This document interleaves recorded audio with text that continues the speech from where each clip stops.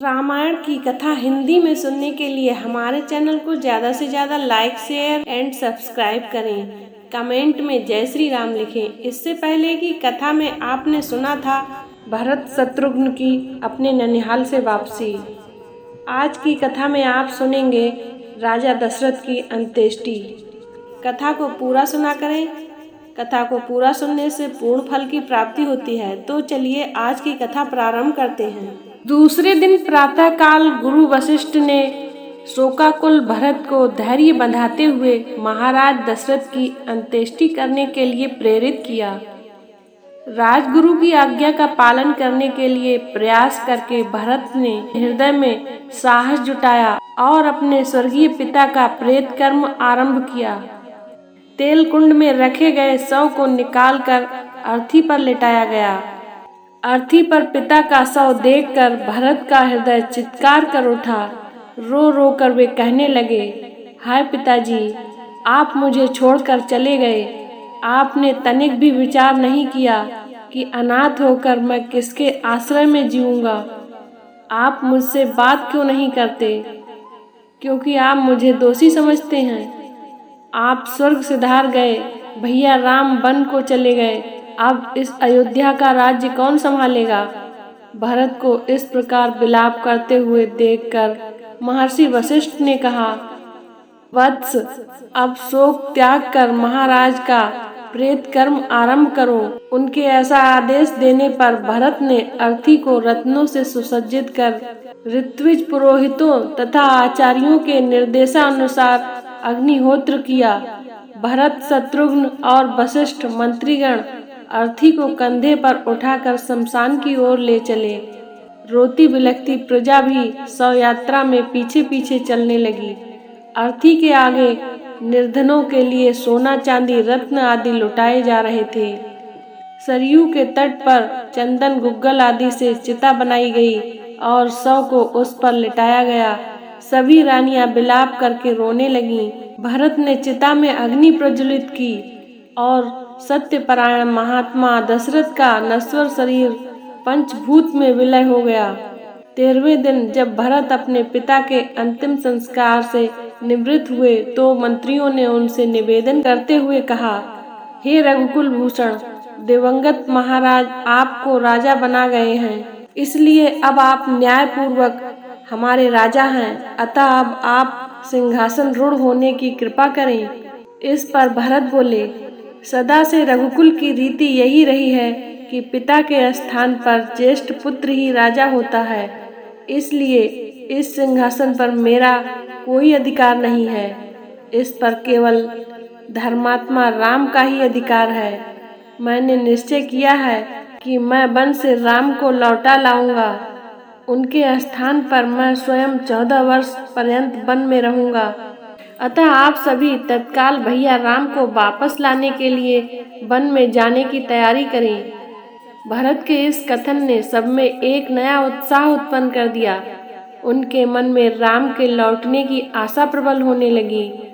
समस्त तैयारियां पूर्ण होने पर भरत, शत्रुघ्न, तीनों माताएं, मंत्रीगण, दरबारीगण आदि चतुरंगी सेना के साथ वन की ओर चले। प्रजाजन उत्साह में भरकर राम और भरत की जय जयकार करते जाते। राजा गुह के नगर सिंहेश्वर के निकट गंगा तट पर उन्होंने अपना पड़ाव डाला।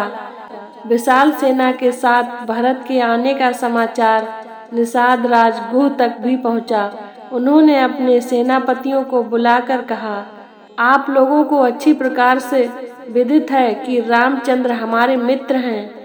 हमें ज्ञान नहीं है कि भरत किस उद्देश्य से यहाँ सेना लेकर आए हैं। अतः अपनी सेना को तुम लोग सतर्क करके इधर उधर छिपा दो। 500 नावों में 100 अस्त्र शस्त्रधारी सैनिक भी तैयार रहें। यदि भरत राम के पास निष्कपट भाव से जाना चाहते हैं तो जाने दो, अन्यथा उन सबको मार्ग में ही मृत्यु के मुख में पहुंचा दो। इस प्रकार से सेनापतियों को सावधान करने के पश्चात वे स्वागत की सामग्री लेकर भरत के पास पहुँचे और बोले, हे राघव, बिना किसी पूर्व सूचना के आपके यहाँ पहुँच जाने के कारण मैं आपका यथोचित सत्कार व्यवस्था नहीं कर पाया। मैं इसके लिए क्षमा प्रार्थी हूँ। आपसे निवेदन है कि रात्रि विश्राम यहीं करें और हमारा रूखा सूखा भोजन स्वीकार करके हमें धन्य करें। गुह के प्रेम युक्त वचनों को सुनकर भरत ने कहा, हे निषाद राज, मैं ऋषि भरद्वाज के आश्रम में जाना चाहता हूँ, क्योंकि भैया राम वहीं गए हैं। आपकी मुझ पर बड़ी कृपा होगी यदि आप मुझे कुछ पथ प्रदर्शक प्रदान करें। निषाद राज बोले, प्रभु आप चिंता न करें, मैं और मेरे सैनिक आपका पथ प्रदर्शन करेंगे, किंतु आप इतनी विशाल सेना को साथ लेकर रामचंद्र के पास क्यों जा रहे हैं? निषाद के हृदय की शंका का अनुमान कर भरत बोले, मैं भैया राम को वन से लौटाकर उनका राज्य उन्हें सौंपना चाहता हूँ, क्योंकि वे मेरे बड़े भाई और पिता तुल्य हैं। मेरे इस कार्य के लिए मेरी माताएं और मंत्री आदि भी मेरा साथ दे रहे हैं। भरत के वचन सुनकर गुह को संतोष हुआ। समस्त जनों सहित भरत ने वहीं रात्रि विश्राम किया। प्रातःकाल गुहराज की आज्ञा से गंगा के किनारे पर सैकड़ों नौकाओं का प्रबंध कर दिया गया और उनमें सवार होकर सब गंगा पार उतर गए। वे सभी महर्षि भरद्वाज के आश्रम में पहुँचे। उनका यथोचित सत्कार करने के पश्चात महामुनि ने भरत से वन में आगमन का कारण पूछा। भरत ने हाथ जोड़कर कहा, महामुने, मैं अपने भैया राम का दास हूँ।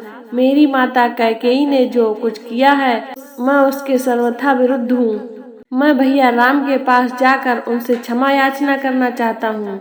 मैं उनसे अयोध्या लौटने की प्रार्थना करना चाहता हूँ कि वे वापस आकर अपना राज्य संभालें। भरत की बात सुनकर मुनि बोले, भरत, तुम वास्तव में महान हो। मैं तुम्हें आशीर्वाद देता हूँ कि तुम तीनों लोकों में यशस्वी होवो। आजकल राम, सीता और लक्ष्मण चित्रकूट में निवास करते हैं। तुम कल प्रातः वहां चले जाना। आज की रात्रि यहीं विश्राम करो।